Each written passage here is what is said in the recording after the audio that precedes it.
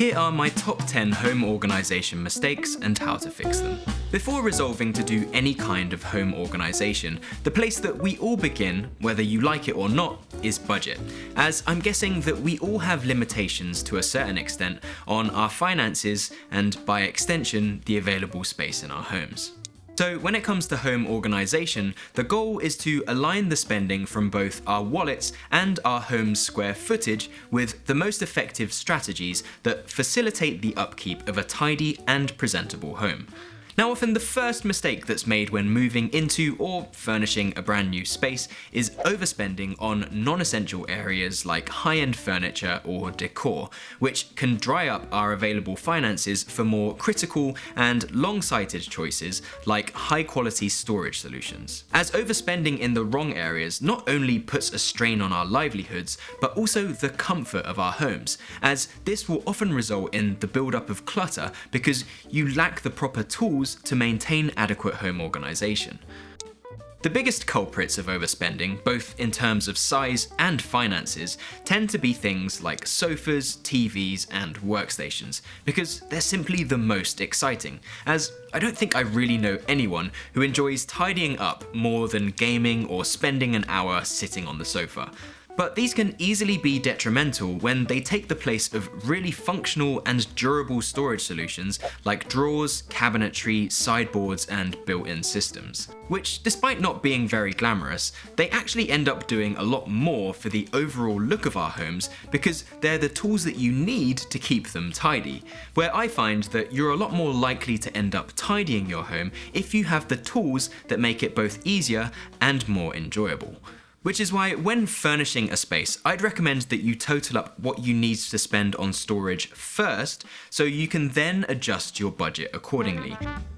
Likewise, just as our finances are limited, so is the space inside of our homes. So how we budget our space, which is often known as space planning, can make or break how tidy or organised it stays. This is because when it comes to property, especially in cities, space is money, which is why studio and micro apartments are even a thing that many of us even have to consider choosing. And if you happen to run out of space in your small apartment because you own something like a sofa or dining table that's simply too big, the price you pay is overcrowding, which makes your home harder to navigate and to maintain.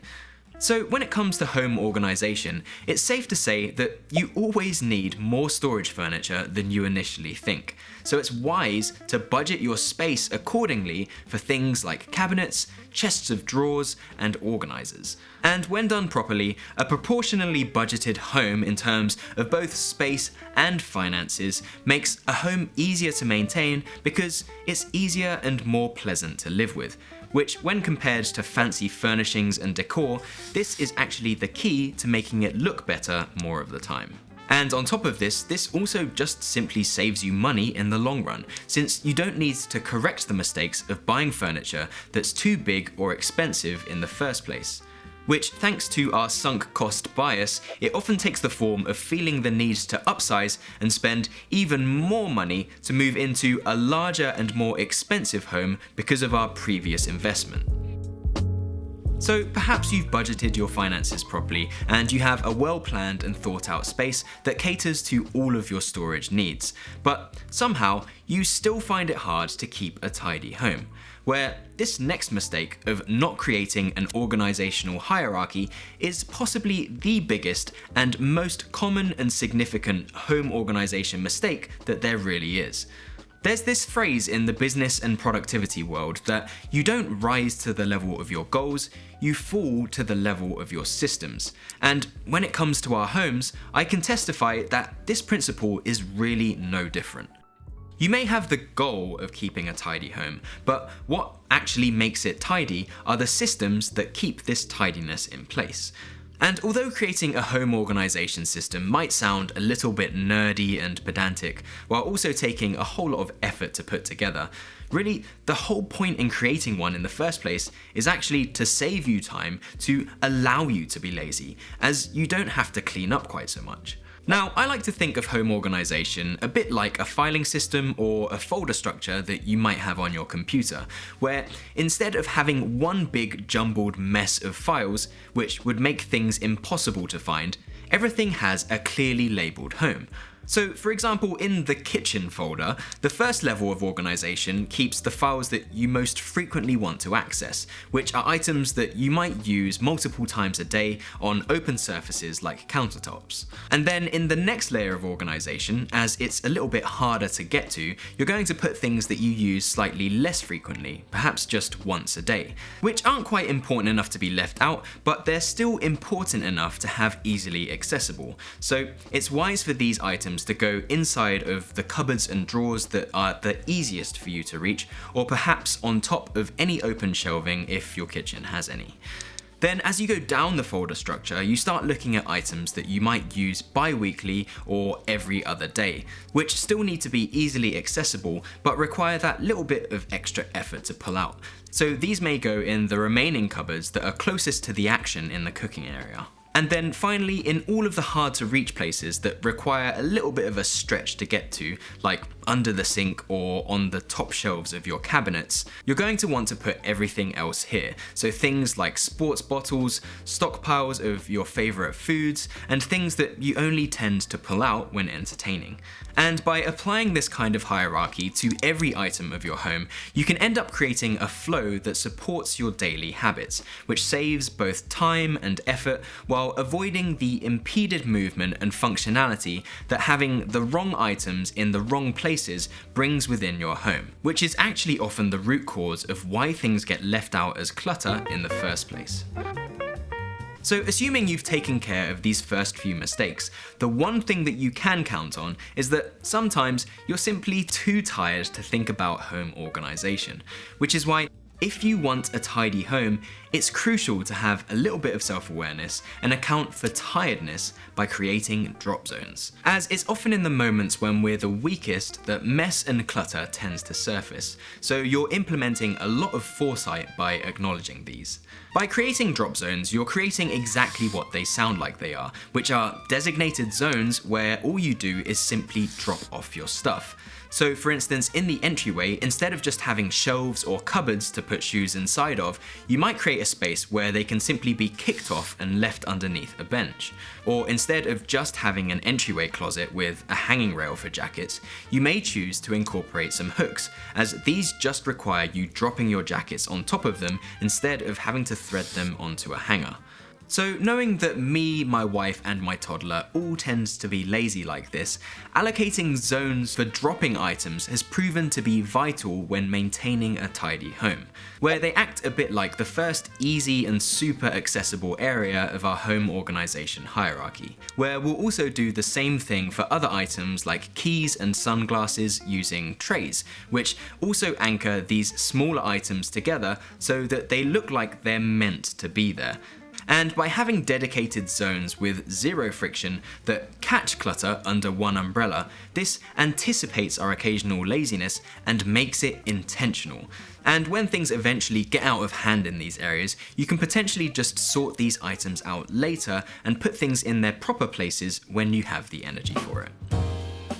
Another reason clutter might pile up is because you simply aren't taking advantage of vertical storage in your home. And at this point, I feel like this topic has been absolutely beaten to death, where everyone knows if you don't have any more space on the floor, the best place to start looking is to your walls, as there's simply so much untapped storage potential for furniture like wall cabinets or tall media units around your TV, or even full-height closets by your entryway. But the question is, despite this being by far the most efficient way to store items in small homes, for some reason so many people are reluctant to actually do this, where I think that this is because they make the mistake of thinking that drilling holes or attaching things to your walls is either too hard or even risky if you're a renter, which in most cases cannot be farther from the truth. The fact of the matter is that pretty much every item of storage furniture that you own that even comes close to hip height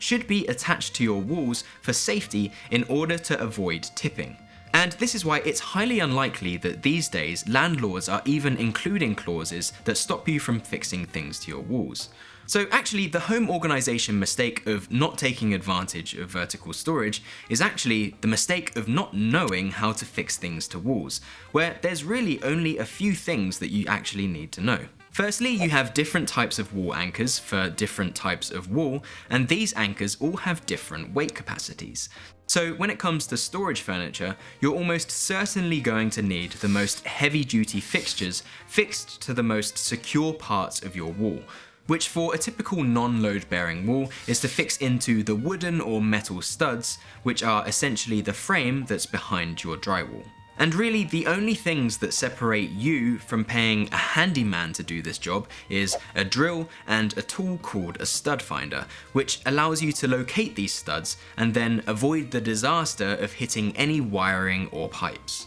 So when it comes to hanging something like cabinets, you typically attach your horizontal hanging fixture, known commonly as a French cleat, which provides an incredibly secure and durable connection that allows you to slide and position your cabinets wherever you need them to be, so their location isn't just determined by the position of the studs in your wall. But if what's stopping you is the idea of screwing up and making a complete mess of your walls, the last thing that you need to know about is spackling, which can fill any holes that are most likely going to be covered by whatever you hang there anyway. And then when it comes to moving out, all you need to do is go around with sandpaper and a small pot of touch-up paint, and no one's ever the wiser.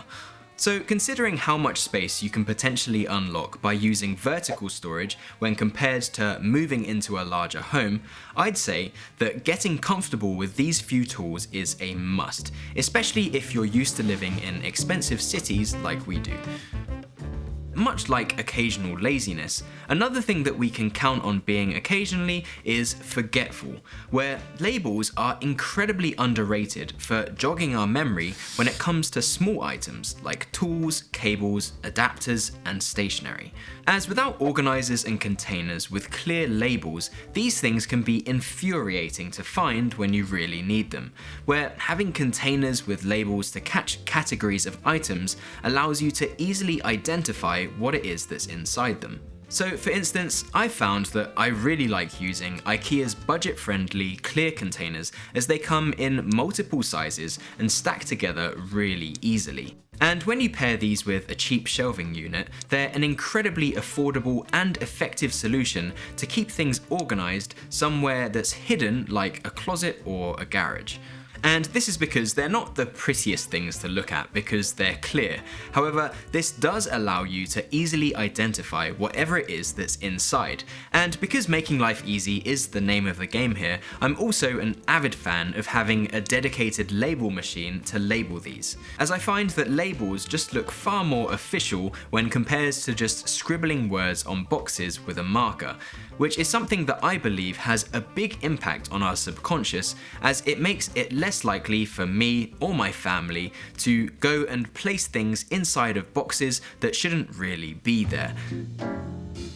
Now, when moving down the layers of an organizational hierarchy in your home, you're eventually going to get to really obscure items like spare screws, parts, and adapters for random items like furniture, cameras, and bicycles. So considering that labeled containers play such a huge role in finding items, within these containers, you often need to find a way to organize these random items too. And this is why I find Ziploc bags to be incredibly useful, as you can just throw items inside and use a marker to write what it is that actually is in there, as oftentimes it's hard to remember what specific things like a screw that is a certain length is actually for. And if you're really pro, having a little organization station with these bags and a marker on hand reduces friction and ensures that stuff doesn't just end up bundled together in a junk drawer, as you can put these Ziploc bags in their own little container labeled spare parts. But if you do have drawer space and you're dealing with these kind of items a lot because of your hobbies or your work, I would highly recommend these interlocking containers, which come in various sizes and make organizing frequently used small items an absolute dream. where I love using these for camera-related clutter. However, they've also been great for sorting things out like the millions of hair clips, hair ties, and hair bows that our daughter has somehow managed to accumulate after just a couple of years, which has made getting her ready in the mornings a whole lot easier. This next problem starts to happen when you start with lots of storage space, but somehow, as time progresses, you slowly end up running out, despite initially thinking that you had all the storage that you could possibly ever want. So this mistake relates to holding onto items that really should have been donated or disposed of a long time ago, which is also known as hoarding.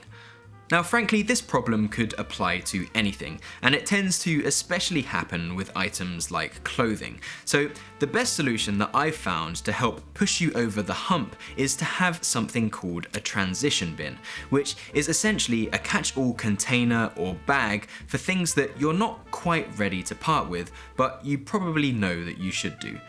And what makes these so effective is that by putting items in a bin, it helps you imagine life without them before pulling the trigger and actually throwing them out. So after a period of, say, a few weeks or months, when you come back to this transition bin with an ultimatum, you'll have a lot more clarity about your final decision. And this is because you either have missed the item in the meantime and will have gone back into the transition bin to go and pull it out, or you'll have completely forgotten about the item, in which case it makes it a whole lot easier to part with it. And I found that this simply takes so much pressure off the idea of decluttering in the first place. Next up, a bit like how drop zones anticipate you at your worst, this next mistake is for those of us who share our home, where despite having all of the right systems in place, you can't really control your housemates.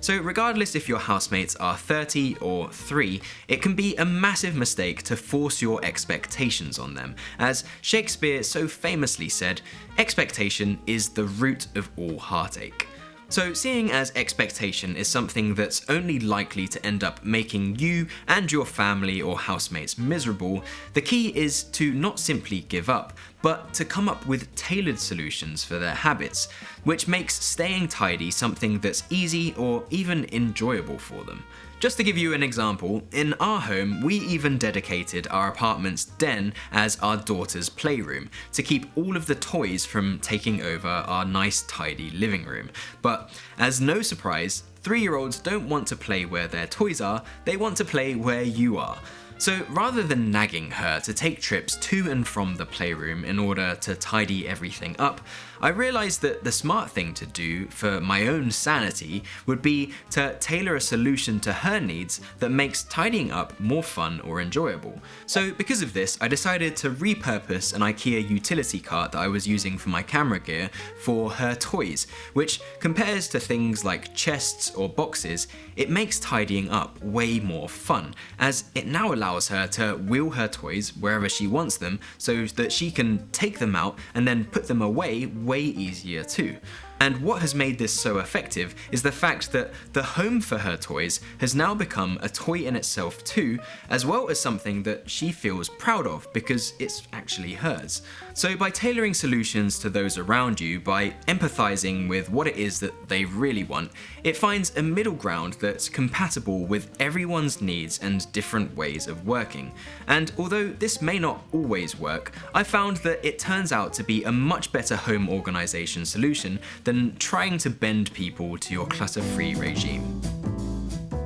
Aside from having the perfect systems in place, the next mistake when it comes to home organization is around habits, as sometimes the difference between having a tidy and organized home versus a messy and cluttered one is simply in the way that we conduct ourselves, where there are a number of useful techniques and rules that we can implement in order to stop clutter building up. The first habit that many people fail to keep is known as one in, one out, which is a great way to combat hoarding. And what this habit essentially is a rule that whenever you purchase something new, you must get rid of something that's already there in its place. The most obvious example of this is with clothes, where you might set a general principle of only ever having 10 t-shirts. So whenever you buy a new one, you have this rule in place at the back of your mind that you're going to have to get rid of one that you already have in order to make way for it. And this turns out to be a great way to limit mindless consumption and keep your closet in check. Another effective habit that I've personally really been trying to implement recently is to do a daily reset, which is when you decide that every evening or morning you're going to spend 15 minutes to tidy up your workplace or kitchen. And by removing this choice element out of the way and setting a time limit, it makes the whole idea of cleaning up a lot more bearable. And lastly, another rule or habit that you can implement at all times is simply don't put it down, but put it away, which honestly has become a little bit of a mantra to me, and by practicing this, if you get really good at it, it doesn't even allow clutter or dirty dishes to pile up in the first place. But if after addressing all of these mistakes, you still can't seem to get your place tidy, I'm going to take a guess and say that you may be suffering from decision paralysis, as there's simply so much to organize in your home that you don't know where to start. So if this is you, my advice for this would simply be to start small and set the goal of taking control of just one space. So if your whole home is a mess, perhaps just start with your bathroom, as this area is separated from the rest of your home and it's not really all that big. So it works as a great space to start from and implement a lot of these techniques. And then once you feel like you've made some progress in this area and you've managed to keep it tidy for a few weeks, you can then move on to other separated spaces such as your office or your closet until you work your way up to the most daunting spaces in your home that get continual use, like the kitchen and the living area. However, really the key here with this technique is not to even think about these other spaces until you've mastered one area, which helps to develop a sense of control and confidence that can create a ripple effect onto the rest of your home and even your overall well-being. But finally, when it comes to organization, I can't go without mentioning one of my favorite companies who are the sponsors of today's video, Bellroy, who are known for mastering the design of products that are optimized for organization when you're on the go, with things like bags, wallets, and organizers that cater to almost any event or occasion, whether that's work, travel, or daily errands. One of their products that I find myself using the most is their tech kit, as it allows me to keep all of my cables and charging needs neatly organized and ready to juice up in a handy little catch-all, which I can simply throw inside of one of their messenger bags or backpacks depending on where I'm going. And what this does is ensure that I never forget all of the tech items that I need with me, as all of these items each have their own little home that they always return to inside of this pouch. And if any of these products happen to interest you, Bellroy are hooking us up with 10% off your entire purchase on their website using the link down in the description below, or a huge 20% off my personalized lightweight travel bundle containing my 2 favorite lightweight bags. And finally, if you made it all the way here to the end of the video, thanks so much for watching, and you should subscribe if you haven't already, as there's a lot more videos like this one to come.